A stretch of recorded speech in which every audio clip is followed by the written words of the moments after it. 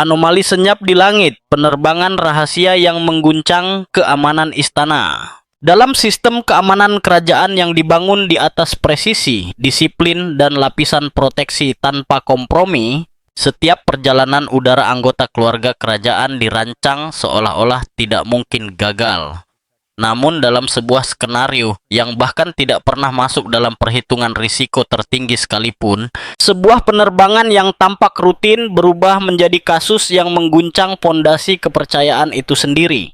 Penerbangan tersebut yang membawa Pangeran George dalam perjalanan domestik singkat pada awalnya diklasifikasikan sebagai operasi standar. Langit cerah, rute aman, kru berpengalaman, dan seluruh prosedur pengamanan telah diperiksa berulang kali. Di atas kertas, tidak ada satupun indikator yang menunjukkan potensi ancaman. Namun justru dalam kondisi yang paling normal, itulah anomali paling berbahaya muncul. Tanpa suara, tanpa peringatan, tanpa jejak yang langsung terlihat.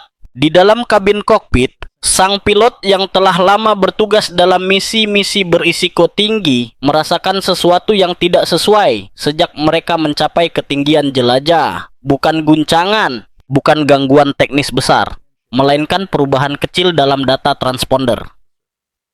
Sebuah sinyal yang tampak mencoba meniru atau menyusup ke pola identifikasi pesawat. Sekilas, ia bisa dianggap sebagai gangguan sistem biasa. Namun, insting seorang penerbang berpengalaman jarang mengabaikan pola yang terlalu teratur untuk disebut kebetulan. Awalnya, ia memilih mengikuti prosedur. Dunia penerbangan modern penuh dengan kompleksitas digital. Kesalahan kecil atau interferensi sesaat bukan hal yang mustahil. Tetapi anomali itu tidak berhenti. Ia muncul kembali, menyesuaikan diri, seolah-olah mengamati respons sistem sebelum menghilang lagi. Seperti sesuatu yang tidak hanya mengganggu, tetapi juga mempelajari. Ketika laporan awal disampaikan kepada petugas keamanan di dalam pesawat, respons yang diterima tetap tenang, bahkan terlalu tenang. Kemungkinan gangguan atmosfer atau efek dari perpindahan frekuensi enkripsi menjadi penjelasan yang paling masuk akal secara prosedural. Namun di dalam kokpit, keyakinan itu tidak sepenuhnya meyakinkan. Karena ada perbedaan besar antara kesalahan sistem dan sesuatu yang tampak beradaptasi. Selama beberapa menit berikutnya, penerbangan terus berlangsung normal di permukaan. Pangeran George tetap tidak menyadari apapun, terlindungi oleh lapisan prosedur yang memang dirancang untuk menjaga dunia luar tetap jauh dari realitas di dalam pesawat. Namun, di balik layar sistem navigasi, sesuatu terus bergerak. Sinyal-sinyal kecil yang mencoba menyelaraskan diri dengan posisi pesawat, seolah-olah mengikuti, bukan sekadar mengganggu. Ketika pesawat mulai menuruni ketinggian untuk mendarat, sang pilot telah mengumpulkan cukup data untuk merasa yakin bahwa ini bukan sekadar kesalahan teknis. Ada pola, ada konsistensi, dan yang paling mengkhawatirkan, ada tujuan. Tetapi profesionalisme menuntut ketenangan. Pendaratan berlangsung mulus. Tidak ada alarm, tidak ada gangguan visual. Dari luar, semuanya tampak sempurna, seperti setiap penerbangan kerajaan lainnya. Namun, persepsi publik seringkali hanya melihat hasil akhir, bukan proses yang tersembunyi di baliknya. Setelah pesawat mendarat dan protokol kedatangan berjalan seperti biasa, sang pilot mulai meninjau ulang seluruh data penerbangan. Di ruang sunyi pasca misi, angka-angka itu tidak lagi terlihat sebagai sekumpulan informasi teknis, tetapi sebagai jejak interaksi yang disengaja. Ada momen singkat ketika sistem identifikasi pesawat mengalami gangguan halus. Tidak cukup untuk memicu peringatan otomatis, tetapi cukup untuk menunjukkan adanya percobaan akses atau pemetaan digital. Itulah titik baliknya. Kesadaran bahwa sistem keamanan yang selama ini dianggap nyaris tidak bisa ditembus ternyata telah disentuh. Bukan oleh kesalahan internal, bukan oleh kegagalan perangkat, tetapi oleh sesuatu di luar yang memahami cara kerja sistem tersebut. Di sisi lain, Istana Buckingham merespons dengan kehati-hatian ekstrim. Dalam institusi yang sangat bergantung pada citra stabilitas, informasi seperti ini bukan hanya masalah teknis, tetapi juga masalah reputasi dan kepercayaan publik. Setiap detail harus diverifikasi. Setiap kesimpulan harus diuji ulang berkali-kali sebelum dianggap valid. Ia telah bersumpah setia kepada mahkota. Namun kesetiaan, sebagaimana ia pahami selama ini, selalu datang dengan satu kata kunci, kerahasiaan. Setiap anomali harus dilaporkan melalui jalur keamanan yang sudah ditentukan, disaring, diklasifikasikan lalu disimpan dalam lapisan-lapisan birokrasi yang jarang kembali ke permukaan publik. Sistem itu bekerja dengan rapi, terlalu rapi. Karena di dalam kerapian itu, kebenaran bisa hilang tanpa jejak. Namun kali ini berbeda, ini bukan sekadar gangguan teknis, bukan sekadar fluktuasi sinyal atau kesalahan perangkat navigasi. Ada pola, ada intensi, dan yang paling mengganggu, ada kesengajaan. Ketika ia memikirkan penerbangan itu, pikirannya tidak langsung menuju data atau grafik. Yang muncul justru wajah seorang ayah. Pangeran William bukan sebagai simbol monarki, bukan sebagai pewaris takhta, tetapi sebagai seorang ayah yang secara pribadi mengencangkan sabuk keselamatan anaknya sebelum lepas landas. Sosok yang percaya bahwa sistem yang ia warisi cukup kuat untuk melindungi hal paling berharga dalam hidupnya. Dan kini sistem itu mungkin telah gagal. Pilot itu tahu konsekuensi dari setiap keputusan. Jika laporan ini masuk melalui jalur resmi, besar kemungkinan ia akan menghilang di antara arsip-arsip rahasia, dinyatakan tidak signifikan. Ditangani secara internal demi menjaga stabilitas citra institusi. Karena monarki tidak hanya berdiri di atas kekuasaan, tetapi juga persepsi, dan persepsi tidak boleh retak. Namun diam berarti menjadi bagian dari penyangkalan itu sendiri. Keputusan itu datang dengan kejelasan yang hampir kejam. Ia tidak akan melalui jalur biasa. Ia akan langsung menemui William. Bukan sebagai bawahan yang meminta izin. Bukan sebagai alarm yang panik. Tetapi sebagai seorang prajurit yang menyampaikan intelijen kepada komandannya. Pertemuan itu diatur secara diam-diam. Tanpa protokol berlebihan. Tanpa perantara. Hanya data mentah, catatan sistem, dan fakta yang tidak bisa dibelokkan oleh bahasa diplomasi. Ketika ia berbicara nanti, ia tahu tidak ada jalan kembali ke rutinitas lama. Karena apa yang akan ia sampaikan akan mengubah segalanya. Bukan hanya cara keluarga kerajaan memandang keamanan, tetapi juga cara seorang ayah memandang langit yang selama ini ia anggap aman. Saat laporan itu akhirnya disampaikan, ruangan terasa berubah. William mendengarkan tanpa interupsi. Awalnya hanya diam, bukan penolakan, tetapi ketidakpercayaan yang muncul ketika realitas bertabrakan dengan asumsi yang telah lama tertanam. Sistem transportasi kerajaan dirancang sebagai benteng bergerak, diperkuat, diaudit, dan disempurnakan selama bertahun-tahun. Namun kini, benteng itu menunjukkan retakan. Data yang dipaparkan tidak meninggalkan banyak ruang interpretasi, sinkronisasi ketinggian yang tidak wajar, anomali triangulasi sinyal, dan gangguan transponder yang berlangsung dalam hitungan detik namun terstruktur. Bukan acak, bukan kebetulan. Ketika kesadaran itu mengendap, emosi William berubah. Bukan ledakan, tetapi ketegangan yang terkontrol. Sebuah kemarahan yang tidak meledak keluar, melainkan mengeras di dalam. Pertanyaan-pertanyaan muncul dengan presisi. Kemungkinan kesalahan perangkat, kemungkinan gangguan acak, kemungkinan bahwa ini semua hanya kebetulan statistik. Setiap jawaban yang diberikan pilot justru mempersempit ruang harapan itu. Tidak, ini tidak acak, tidak. Ini tidak dapat dijelaskan dengan kesalahan teknis biasa. Di titik itu, ruangan tidak lagi terasa seperti ruang rapat, ia menjadi ruang keputusan. Tim keamanan kerajaan kemudian dipanggil. Namun, respons awal mereka tetap berada dalam jalur yang sama seperti yang selalu mereka andalkan. Kendali internal, analisis tertutup, dan minimalisasi risiko informasi bocor ke publik. Tidak ada bukti fisik bahwa keselamatan benar-benar terancam, kata mereka, dan tanpa bukti eskalasi dianggap berbahaya. Namun William tidak lagi berada dalam ruang asumsi administratif. Ia meminta verifikasi independen, data mentah, analisis eksternal tanpa filtrasi institusional, tanpa bahasa yang dilunakan demi menjaga reputasi, karena bagi dirinya ini bukan lagi soal citra. Ini soal kemungkinan bahwa anaknya pernah menjadi target di langit yang seharusnya netral. Di balik ketegasan itu, ada sisi lain yang hanya terlihat oleh orang terdekat. Ketika ia berbicara dengan Catherine, percakapan itu tidak diwarnai kepanikan. Tidak ada retorika emosional yang berlebihan, hanya pertanyaan-pertanyaan yang tajam dan terukur. Seberapa dekat ancaman itu, apakah bisa terulang, dan siapa yang sudah mengetahui? Keduanya memahami satu hal yang tidak perlu diucapkan. Jika satu celah telah ditemukan, celah itu bisa dicari lagi. Dan di tengah semua itu, George bukan hanya seorang anak. Ia adalah simbol kesinambungan, masa depan yang hidup, dan justru karena itu, ia menjadi titik paling rentan. Sinyal hantu itu awalnya tampak seperti gangguan acak pada spektrum komunikasi. Namun, semakin dalam dianalisis, semakin jelas bahwa ini bukan kebisingan biasa. Polanya terstruktur, responsif, dan adaptif. Setiap perubahan ketinggian pesawat dijawab dalam hitungan milidetik.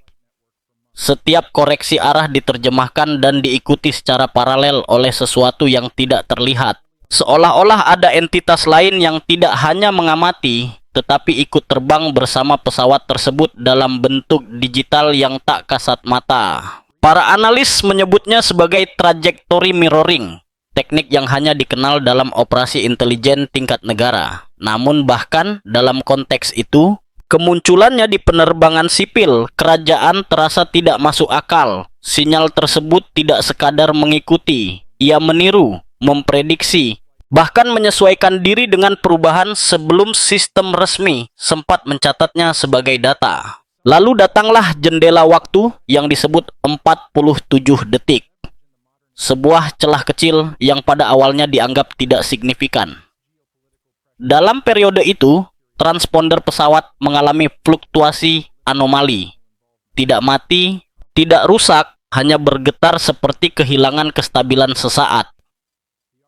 Bagi mata yang tidak terlatih, ini bisa saja dianggap sebagai kalibrasi ulang sistem rutin. Namun ketika dikaitkan dengan pergerakan sinyal hantu yang sinkron, narasinya berubah menjadi sesuatu yang jauh lebih mengkhawatirkan. Seolah-olah seseorang telah menyentuh batas sistem, menguji pertahanannya, lalu menarik diri sebelum terdeteksi sepenuhnya. Investigasi digital kemudian menelusuri asal-muasal sinyal tersebut melalui lapisan enkripsi yang kompleks.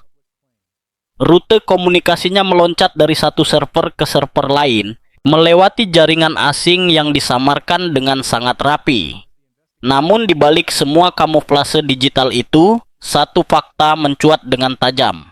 Titik awal relay berasal dari dalam negeri sendiri, bukan dari luar negeri. Bukan dari aktor asing yang jauh, melainkan dari wilayah yang sangat dekat dengan pusat kendali. Temuan ini langsung mengubah atmosfer penyelidikan. Ancaman yang sebelumnya dianggap eksternal kini menjadi sesuatu yang lebih personal, lebih dekat, dan jauh lebih sulit diterima. Jika benar berasal dari dalam, maka seseorang dengan akses terhadap sistem nasional, atau setidaknya pengetahuan mendalam tentangnya, telah terlibat. Tim teknis bekerja tanpa henti, menyusun ulang jejak digital, mencocokkan waktu transmisi dengan catatan komunikasi izin penerbangan. Semakin dalam mereka menggali, semakin jelas pola yang muncul. Sinyal hantu itu muncul hanya beberapa menit setelah perubahan rute terakhir ditetapkan. Perubahan yang dikomunikasikan secara terbatas hanya kepada kelompok kecil pejabat berwenang beberapa jam sebelum keberangkatan. Detail ini menjadi kunci. Rute penerbangan kerajaan tidak pernah diumumkan secara luas, bahkan di dalam lingkaran internal sekalipun. Setiap perubahan disamarkan, dienkripsi, dan disebarkan secara bertahap untuk mencegah kebocoran. Namun sinyal itu seolah sudah mengetahui segalanya lebih dulu, beradaptasi tanpa jeda terhadap setiap perubahan jalur. Dari sini muncul dua kemungkinan yang sama-sama mengkhawatirkan. Entah sistem enkripsi internal telah ditembus, atau seseorang dengan akses sah telah membocorkan informasi tersebut. Tidak ada opsi yang bisa dianggap ringan. Istilah orang dalam mulai beredar dalam diskusi tertutup. Tidak diucapkan dengan lantang, tetapi hadir seperti bayangan di setiap ruang rapat keamanan. Apakah ini serangan siber eksternal yang sangat canggih? atau justru kebocoran internal yang lebih berbahaya karena datang dari dalam struktur kepercayaan itu sendiri? Semua jalur komunikasi diperiksa ulang. Daftar akses diperketat. Log enkripsi dianalisis seolah-olah setiap baris kode bisa menjadi saksi bisu pengkhianatan. Tidak ada satupun orang yang ingin percaya bahwa sistem istana bisa ditembus dari dalam. Namun data berbicara dengan bahasa yang sulit dibantah. Di tengah tekanan itu, perhatian akhirnya mengerucut pada satu pertanyaan inti. Apakah ini sekadar pengintaian digital atau sebuah latihan untuk sesuatu yang lebih besar? Sinyal yang mampu meniru jalur penerbangan secara real time tidak muncul secara kebetulan. Ia membutuhkan pemetaan sistem, pemahaman infrastruktur, dan akses terhadap data yang sangat sensitif. Dengan kata lain, ini bukan percobaan acak, ini adalah uji coba, rehearsal. Dalam ruang rapat tertutup, para pejabat senior terbelah. Sebagian mendorong penutupan total informasi, menjaga agar insiden ini tidak keluar ke publik demi stabilitas institusi. Yang lain memperingatkan bahwa diam justru memberi keuntungan kepada pelaku, membiarkannya melanjutkan tanpa gangguan. Di tengah perdebatan itu, sosok yang berada di pusat perhatian, William, mendengarkan dengan ekspresi yang semakin mengeras. Ia memahami logika institusional, menjaga stabilitas, menghindari kepanikan, mengontrol narasi. Namun kali ini, ia melihat sesuatu yang berbeda. Ini bukan skandal, ini bukan isu citra, ini adalah celah dalam keamanan yang nyata. Namun kali ini situasinya berbeda. Pangeran William menanggapi dengan ketenangan yang tegas. Sasaran kali ini adalah putranya sendiri. Itu bukan lagi sekadar isu institusional, melainkan ancaman personal terhadap garis suksesi. Di sisi lain, Catherine mengusulkan pendekatan yang lebih seimbang. Ia tidak mendorong keterbukaan penuh yang dapat memicu kepanikan, tetapi juga menolak keheningan total yang bisa ditafsirkan sebagai kelemahan. Ia mengajukan strategi pengungkapan terkendali, mengakui adanya gangguan digital tanpa membuka detail teknis yang dapat dimanfaatkan pihak luar. Di tengah perdebatan itu, sang pilot yang menjadi saksi utama justru semakin terseret ke pusat badai. Laporan profesionalnya berubah menjadi kesaksian yang terus dikaji ulang. Log penerbangan diperiksa berulang kali. Setiap keputusan di kokpit dipertanyakan. Bahkan instingnya dianalisis seolah-olah ia adalah bagian dari teka-teki, bukan saksi. Sebagian pihak mencoba mengecilkan anomali yang terjadi, namun yang lain justru menjadikannya fondasi untuk meningkatkan eskalasi keamanan. Namun ada satu ketakutan yang perlahan tumbuh di balik semua itu. Kemungkinan bahwa gangguan tersebut bukanlah insiden tunggal. Analisis lanjutan mengungkap sesuatu yang jauh lebih mengkhawatirkan. Ketika data historis penerbangan kerajaan dibuka kembali, ditemukan pola-pola kecil yang sebelumnya diabaikan. Gangguan sinyal singkat, percobaan koneksi yang terlalu cepat untuk dianggap serius, dan fluktuasi digital yang saat itu dianggap sekadar noise. Awalnya semua itu tampak tidak berarti. Tetapi ketika disusun ulang dalam satu garis waktu, pola tersebut menjadi jelas. Ini adalah proses belajar.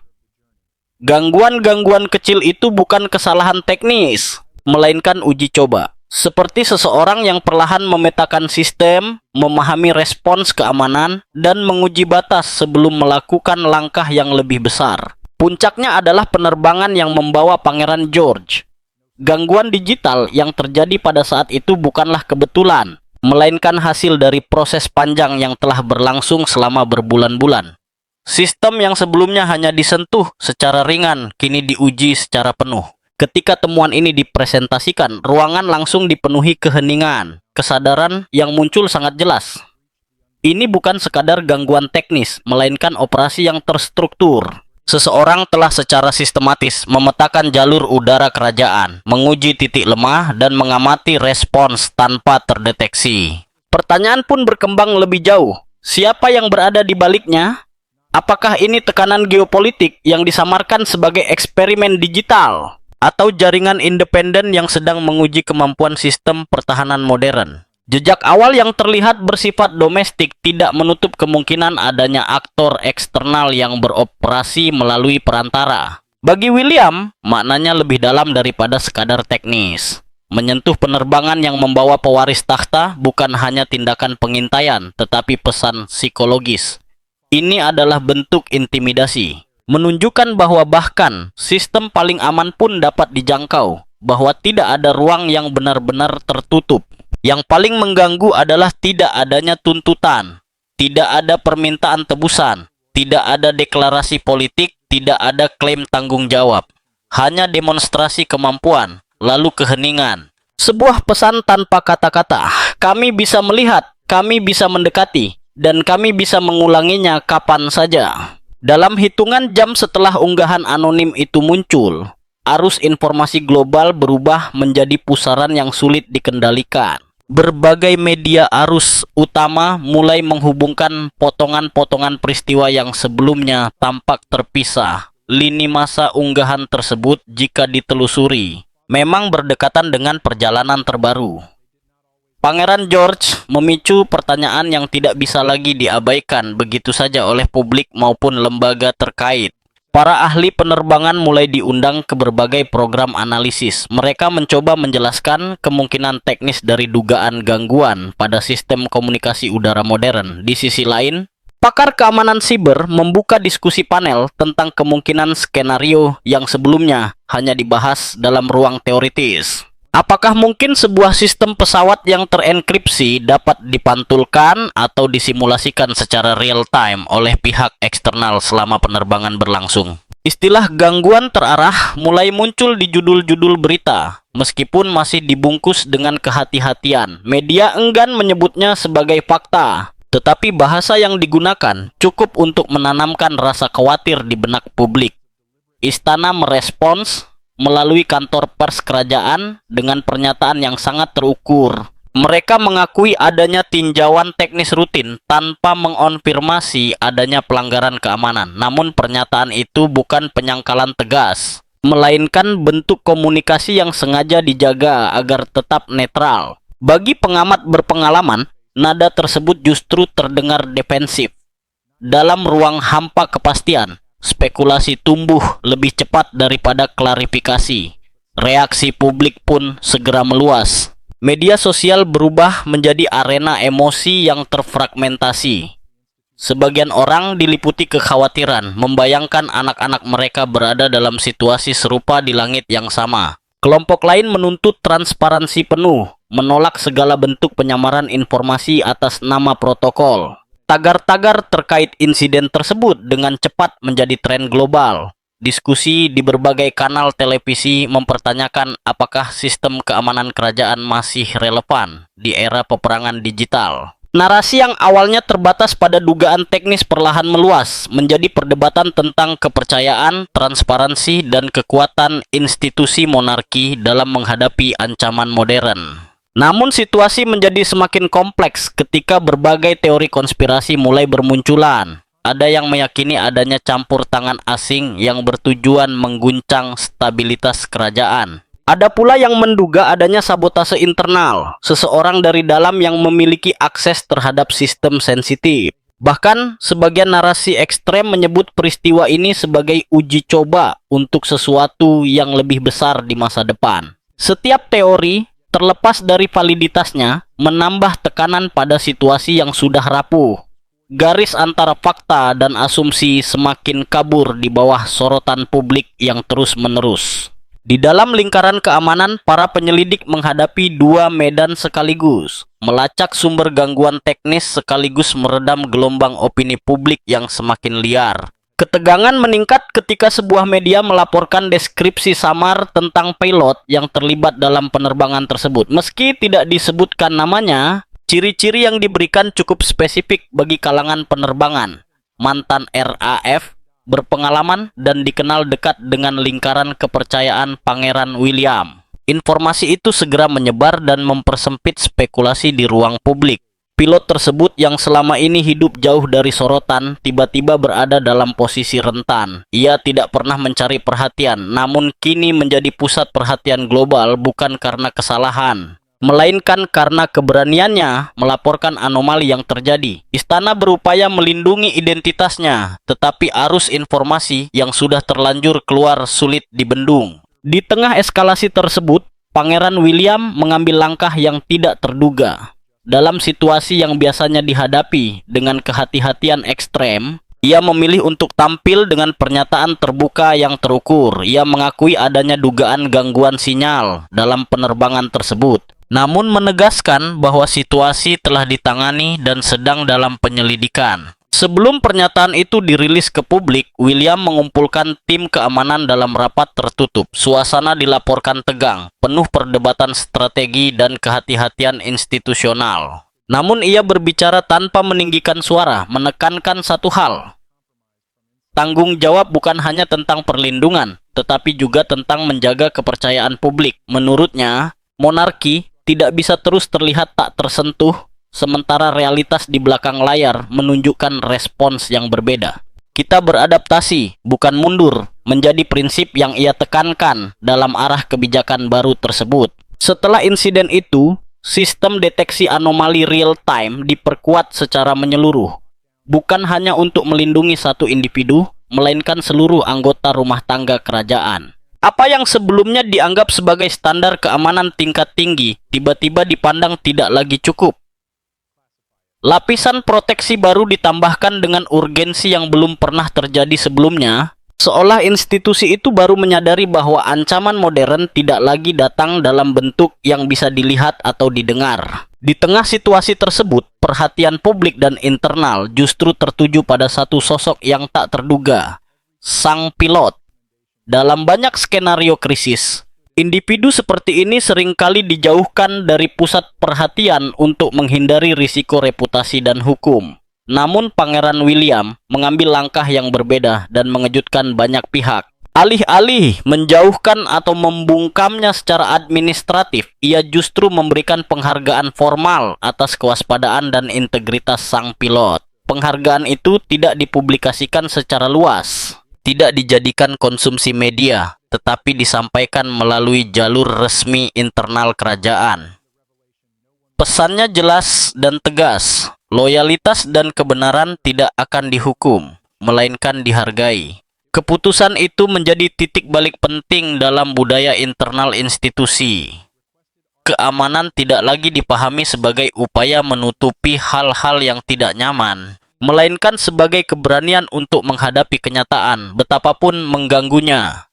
Dalam satu langkah strategis, William bukan hanya merespons insiden teknis, tetapi juga mengubah cara berpikir seluruh sistem yang menopang institusi tersebut. Namun, di balik penguatan sistem dan stabilisasi kepercayaan publik, muncul pertanyaan yang lebih dalam dan lebih gelap. Jika sistem kini diperketat, jika protokol telah diperbarui, jika seluruh lapisan perlindungan telah diperkuat, maka satu pertanyaan tetap menggantung tanpa jawaban. Siapa yang berani menembusnya sejak awal? Investigasi terus berjalan dalam senyap. Nama-nama masih dirahasiakan, motif belum diungkapkan, dan tidak ada penangkapan yang diumumkan ke publik. Keheningan ini bukan karena ketidaktahuan, melainkan karena strategi. Namun justru di dalam keheningan itulah tumbuh ketegangan baru, ruang kosong yang diisi oleh spekulasi dan kemungkinan. Para analis internal kini menyadari bahwa insiden tersebut bukan sekadar gangguan teknis. Ia adalah sinyal dari evolusi ancaman itu sendiri. Medan pertempuran telah bergeser. Jika dulu keamanan kerajaan bergantung pada tembok, penjaga, dan protokol fisik, kini semuanya ditentukan oleh kode, akses digital, dan celah yang hanya dapat muncul dalam hitungan milidetik. Monarki yang selama berabad-abad bertahan menghadapi perang, krisis politik, dan tekanan publik, kini berhadapan dengan musuh yang tidak memiliki bentuk tetap. Ia tidak menyerang secara langsung, tidak mengumumkan keberadaan, dan tidak meninggalkan jejak yang mudah dilacak. Ia hanya mengamati, mempelajari, lalu menghilang kembali ke dalam sistem. Bagi William, perubahan ini tidak hanya bersifat institusional, tetapi juga personal. Ia berkembang dari seorang pewaris yang bereaksi terhadap krisis menjadi seorang pemimpin yang mengantisipasi ancaman sebelum muncul ke permukaan. Ia menelaah laporan dengan lebih tajam, mengajukan pertanyaan yang lebih kritis, dan menantang asumsi yang dulu dianggap final. Dampaknya terasa di seluruh struktur internal kerajaan. Reformasi dilakukan pada protokol penerbangan, sistem enkripsi diperbarui, dan struktur otorisasi diperketat. Setiap perjalanan kini tidak lagi dianggap sebagai rutinitas yang aman secara otomatis, melainkan sebagai operasi yang harus diasumsikan selalu memiliki risiko tersembunyi. Sementara itu, Pangeran George tetap berada dalam perlindungan ketat, namun dengan pendekatan yang lebih halus. Ia tidak dibebani oleh detail penuh dari ancaman yang terjadi, melainkan dijaga agar tetap dapat menjalani masa kecilnya dengan stabil. Keamanan kini bukan hanya tentang perlindungan, tetapi juga tentang menjaga ilusi normalitas di tengah dunia yang sudah tidak lagi normal. Namun transformasi terbesar mungkin bukan pada sistem, melainkan pada kesadaran. Kerajaan kini memahami bahwa ancaman tidak selalu datang dengan suara keras atau simbol yang jelas. Kadang ia hadir sebagai gangguan kecil yang nyaris tak terlihat, sebagai pola data yang menyimpang, atau sebagai sinyal yang hanya bisa dibaca oleh sistem yang cukup sensitif. Peristiwa ini juga menandai hilangnya satu asumsi lama yang selama ini menopang institusi, bahwa status, sejarah, dan simbol kebangsawanan dapat menjadi tameng. Dunia digital tidak menghormati gelar, tidak mengenal tradisi, dan tidak tunduk pada hierarki. Ia hanya mengenali kerentanan. Dalam ruang-ruang analisis yang tertutup, para ahli terus menelusuri jejak digital yang cepat menghilang. Tidak ada kesimpulan final, tidak ada musuh yang bisa diidentifikasi secara publik. Yang tersisa hanyalah kesadaran bahwa ancaman itu mungkin belum berakhir, hanya sedang menunggu momen berikutnya. Dan di tengah semua itu, satu kenyataan menjadi semakin jelas bagi William. Perlindungan bukan lagi keadaan tetap, melainkan proses yang terus bergerak. Keamanan tidak pernah selesai. Ia selalu tertinggal satu langkah di belakang kemungkinan terburuk. Kini, langit yang dulu dianggap simbol kebebasan dan ketenangan telah berubah makna. Ia bukan lagi sekadar ruang terbuka di atas kepala, tetapi juga medan tak terlihat tempat ancaman baru dapat bergerak tanpa suara. Dan di balik semua sistem yang telah diperkuat, satu pelajaran tetap tertinggal, bahwa dalam era modern, bahaya terbesar bukanlah yang terlihat mendekat, melainkan yang sudah berada di dalam sistem sejak awal tanpa pernah disadari.